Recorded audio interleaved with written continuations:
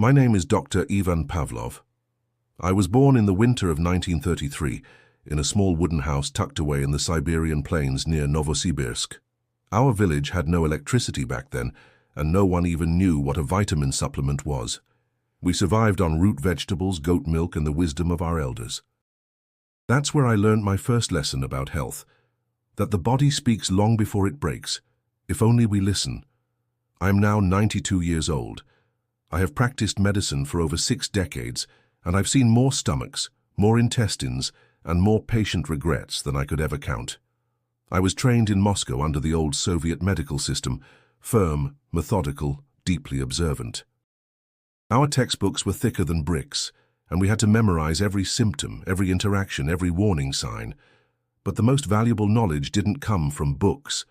It came from people, especially the elderly. In every wrinkled face I saw years of habits, some wise, some tragic. I've treated coal miners with ulcers so deep they bled through their shirts. I've seen farmers live to 100 with no doctor visits, simply because they respected their digestion like sacred ground. Over the years, many patients asked me the same questions. What should I eat in the morning, doctor? What is the secret to a strong stomach after 60? And lately, more and more, is it true that drinking lemon water in the morning is good for me? At first, I didn't understand where this trend was coming from. Lemon water, on an empty stomach. In Russia, lemons were considered medicine, not a casual drink. We gave lemon slices to sick children with honey, never raw and certainly never in cold water before breakfast. So I started investigating. I read the articles, I watched the influencers, I listened to my patients explain how they were following detox routines and alkaline protocols, and I grew deeply concerned, because the stomach is not a place to play trends, especially not after 60. When you're young, the stomach is like leather, thick, resilient, forgiving. But with time, it becomes more like paper, thinner, drier, more reactive. The lining that protects it, that shields it from harsh acids, begins to fade with age. And suddenly, what seemed like a healthy choice becomes a hidden trigger for pain, reflux, or worse. In all my years of practice, I've learned that what works for a 25-year-old influencer does not necessarily work for a 65-year-old retiree. Our bodies age differently. And after 60, digestion becomes the cornerstone of health. If you disturb it first thing in the morning, the rest of the day may suffer. I've seen this again and again, and that is why I felt compelled to speak today. Not as a celebrity doctor, not as a man with a book to sell, but as an old Russian physician who still believes in the quiet science of observation and who wants you to avoid a mistake that could cost you years of comfort. So before we go further, let me be clear, this podcast is not about fear, it is about clarity. It is about understanding your body's true needs at this stage in life and making simple, wise choices that serve you, not the trends. In the next part, I'll tell you how this lemon water idea took over the world and why it may not be what it seems. I still remember the first time a patient in her 70s asked me about lemon water. She leaned forward, her eyes hopeful, and said, "Doctor, I heard it flushes out toxins. Should I be drinking it every morning?" I asked her where she heard that. "Oh, it's all over the internet," she replied, "and my granddaughter drinks it too." I went home that day and typed lemon water benefits into the computer. Thousands of articles, countless videos. Celebrity wellness coaches, yoga instructors, Instagram influencers, all praising the miracle of lemon water. According to them, it detoxifies the body, boosts metabolism, alkalizes your system, and improves digestion. It sounded like a magical potion. But here's the truth, most of it is marketing. There's a strange phenomenon in the West, especially in America, where health advice often becomes fashion. A celebrity says something on television or social media, and suddenly millions follow without asking, is it true? Is it safe? Is it necessary? Let me explain how lemon water became a trend. Around the early 2000s, alternative wellness movements started gaining momentum. People became more skeptical of pharmaceutical companies, and rightly so. But in that skepticism, many turned to what I call cosmetic health, things that look healthy but are not rooted in deep understanding. Lemon water became the poster child of this movement. It was easy, cheap, and sounded natural. After all, lemons are fruits and fruits are good, right? Adding it to water felt virtuous. It made people feel like they were taking control of their health first thing in the morning. Soon, fitness magazines were publishing articles titled 7 Reasons to Drink Lemon Water Every Day. Influencers shared morning routines with perfect lighting and a glass of water with lemon slices floating inside. It looked beautiful. It looked pure. But looking pure and being good for the body are two very different things. Another part of the myth came from the concept of alkalizing the body. Many believed that because lemons are acidic outside the body but have an alkaline effect inside, drinking lemon water could change the body's pH balance. This theory, while popular, has no real scientific foundation. The human body tightly regulates its pH, especially the blood and stomach, and no glass of lemon water can override that complex system. In Russia, we never followed health fads like these. Our elders passed down habits based on centuries of observation, not popularity. We respected food. We didn't try to manipulate the body with tricks. We listened to how we felt after eating something, and if something caused discomfort, we avoided it, no matter what a magazine said. Still, I understand the appeal. People want simple answers. They want to feel like they're doing something right, something good for themselves. And if lemon water helped you drink more fluids in the morning or made you feel cleansed, I understand the emotional attachment. But the problem arises when these trends go unchecked. When we start generalizing, if it's good for my granddaughter, it must be good for me. That is not how the human body works, especially not after 60. What starts as a harmless habit can evolve into a daily irritant for your stomach, especially when it's empty. And too often, people don't connect the dots between that healthy drink and the growing discomfort they feel each morning. So I asked myself, how did something so gentle in appearance become so risky for older adults? That answer lies in the stomach itself, and that's what I'll talk about next. Let me take you into the body, not the body of a teenager or a health influencer, but your body. A body that has lived 6, 7, or even 8 decades. A body that has seen joy, illness, healing, and time. A body that deserves respect and understanding. You see, when you are young, your stomach is a fortress. Its lining is thick, its acid is strong. Its mucus barrier, your body's natural shield against damage, is abundant and reliable. You could eat something acidic, spicy, or greasy, and your stomach would say, "I've got this." But after 60, everything changes. Slowly, quietly. Sometimes so gradually you don't notice until discomfort becomes routine. The stomach lining, known as the mucosa, begins to thin. The cells that produce protective mucus and acid start to decline in function. Hydrochloric acid, which once flowed abundantly to break down food and kill harmful bacteria, decreases. That's called hypochlorhydria, a fancy word for low stomach acid. Many elderly people don't even know they have it, but it's incredibly common. Now, why does this matter? Because hydrochloric acid is not the enemy. It's essential. It helps digest proteins, absorb minerals like calcium and magnesium, and defend against infections. When levels drop too low, your body struggles to break down food properly. And the protective mucus, that's like the soft blanket that shields your stomach lining from anything that could burn or irritate. Imagine your stomach like a house. The acid is the fire that cooks your food. The mucus is the insulation that keeps the fire from burning the walls. When the insulation wears thin, even a small spark can cause damage. And here's the problem. Lemon juice is not a small spark. It's extremely acidic with a pH of around 2. That's the same level of acidity as vinegar, even battery acid in some comparisons.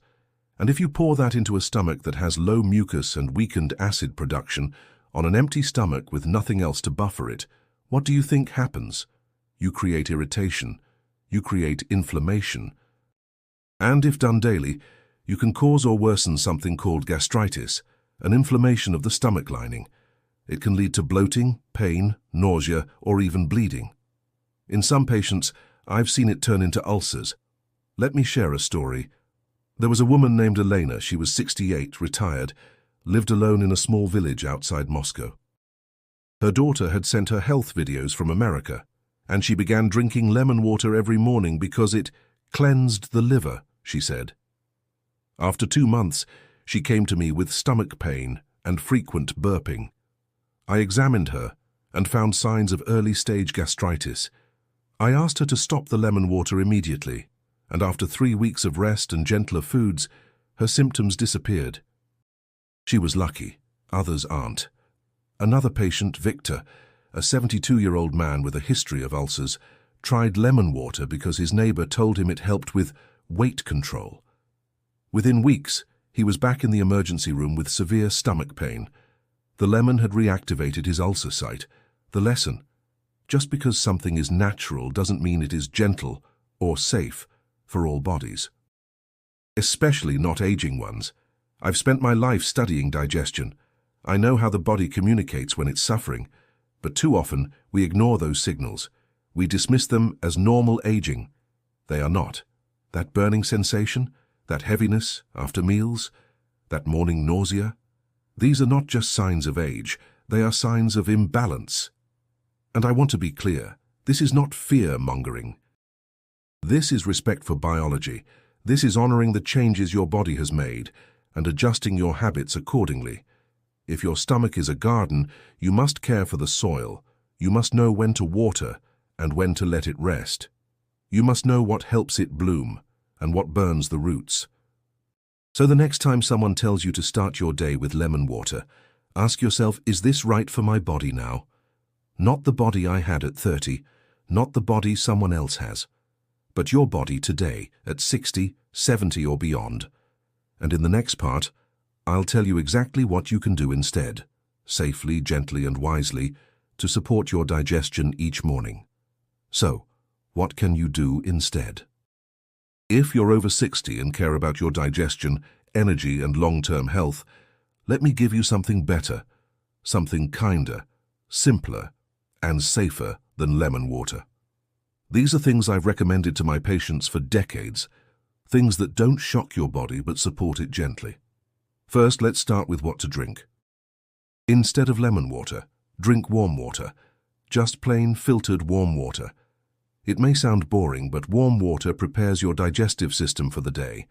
It hydrates your tissues, activates peristalsis, the wave-like motion that moves food through your gut, and helps flush out natural waste without the need for acid. Some mornings I recommend herbal teas, not the fancy kinds with artificial flavors. I mean traditional herbs that your grandparents probably knew. Chamomile, for example, soothes the stomach and calms inflammation. Fennel helps with gas and bloating. Ginger, in small amounts, can aid digestion, but only if you tolerate it well. Now, what about food? Eating something light and protective in the morning is one of the best decisions you can make after 60. Think of your stomach like a house that needs insulation before the weather hits. One of my favorite morning meals is soft-cooked oats, made with water or a bit of warm milk, not sugar-filled instant packets. Oats are gentle on the stomach and provide soluble fiber which supports the intestines. Another good choice is a banana. Not the green kind, not too ripe either. Just a soft yellow banana. It contains natural compounds that help coat the stomach lining and reduce acid irritation. If you prefer savory, try a slice of whole grain bread with a small drizzle of extra virgin olive oil. The healthy fat helps lubricate the digestive tract and reduces inflammation over time. In Russia, we sometimes use a light vegetable soup in the morning, warm broth, soft potatoes and carrots. It may sound unusual, but it's incredibly nourishing. Avoid things that are cold, sharp or acidic first thing in the morning.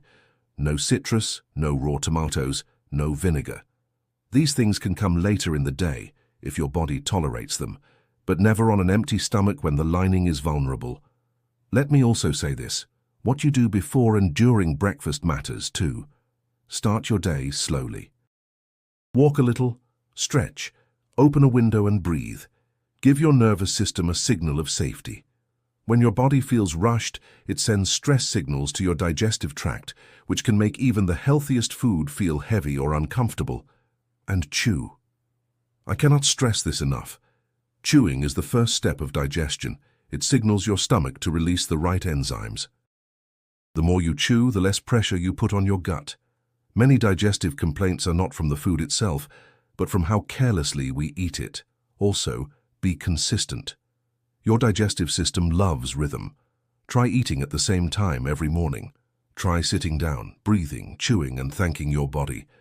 These small rituals send a message: I respect you. The point is not to follow rules blindly. The point is to build a routine that honors your current biology. Not the trends, not the marketing. You don't need to punish your body to heal it. You don't need sharp acids or empty stomachs to feel clean. Your body already knows how to cleanse. It just needs your support, not your stress. And that's what I hope to give you. Peace, not pressure.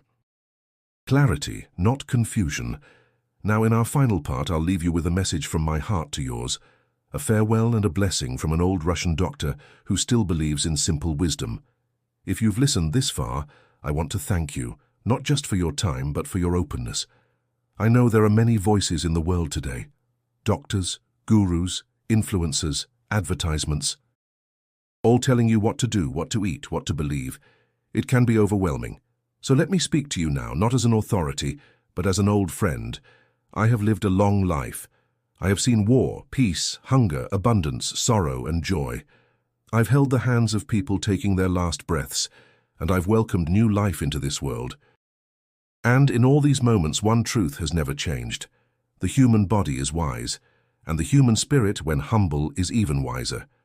My American friends, I know you want to live well.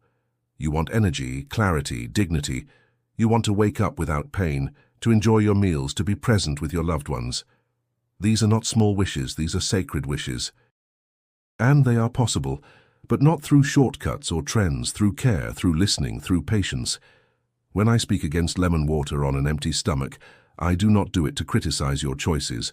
I do it to protect your body from silent suffering, from habits that sound harmless but leave quiet damage over time. I have nothing to sell. I don't need followers or fame.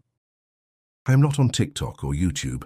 I am simply a 92-year-old doctor who has spent his life learning what works and what doesn't when the body begins to slow down. And I believe the secret to longevity is not extreme routines. It's rhythm, it's balance, it's knowing when to push forward and when to rest. It's knowing when to say yes to a new idea and when to say no because you know your body better than the trend does. If you are over 60, your body is not failing. It is refining. It is speaking more softly. And the question is, will you listen? I hope you will. I hope you'll sit down with your meals. I hope you'll chew slowly. I hope you'll trust warm water more than cold fads. And I hope most of all that you'll be gentle with your stomach, your mind, and your expectations. In my village, we have a saying, "He who walks slowly walks far." And I wish that for you. Walk slowly. Eat wisely. Rest when needed. Love deeply. You don't need to be perfect. You only need to be present. And your body, this amazing, aging, beautiful body, will thank you for every small kindness. This is Dr. Ivan Pavlov, your Russian friend, saying goodbye for now with all my heart.